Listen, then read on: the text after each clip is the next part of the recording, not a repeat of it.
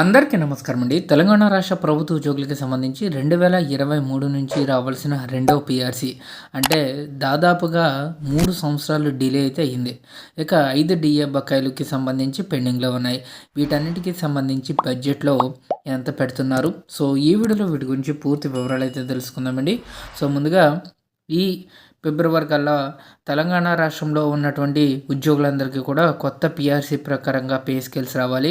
పెండింగ్లో ఉన్నటువంటి 5 డిఏ బకాయిలు రిలీజ్ కావాలని కోరుకునే ప్రతి ఒక్క ఉద్యోగి కూడా వీడియోని ఒక లైక్ చేసి మీ తోటి ఉద్యోగ మిత్రులకు వీడియోని అయితే షేర్ చేయండి.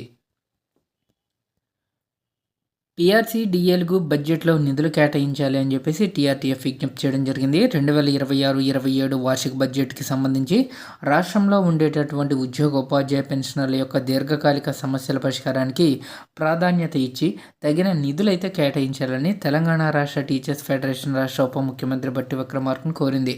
సో, రిటైర్ అయిన ఉద్యోగ ఉపాధ్యాయులకు సంబంధించి చెల్లించాల్సిన గ్రాట్యుటీ అమౌంట్, కమ్యూటేషన్ తదితర పెన్షనరీ బెనిఫిట్స్ అందకపోవడంతో వారు ఎదుర్కొంటున్న ఆర్థిక ఇబ్బందులను దృష్టిలో ఉంచుకొని బడ్జెట్లో స్పెషల్గా నిధులైతే కేటాయించాలని ఉప ముఖ్యమంత్రి బట్టి విక్రమార్కను కోరినట్లు టీఆర్టీఎఫ్ రాష్ట్ర అధ్యక్షుడు కటకం రమేష్, ప్రధాన కార్యదర్శి మారెడ్డి అంజిరెడ్డి శుక్రవారం ఒక ప్రకటనలో తెలిపారు.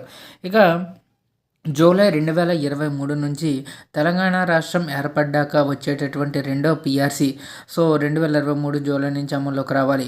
అయితే అప్పటి నుంచి పెండింగ్లో ఉన్నటువంటి నూతన వేతన సవరణ కమిషన్ నివేదికను సత్వరమే వెంటనే ప్రభుత్వం తెప్పించుకుని అవసరమైన నిధులను బడ్జెట్లో కేటాయించాలని పేర్కొనడం జరిగింది.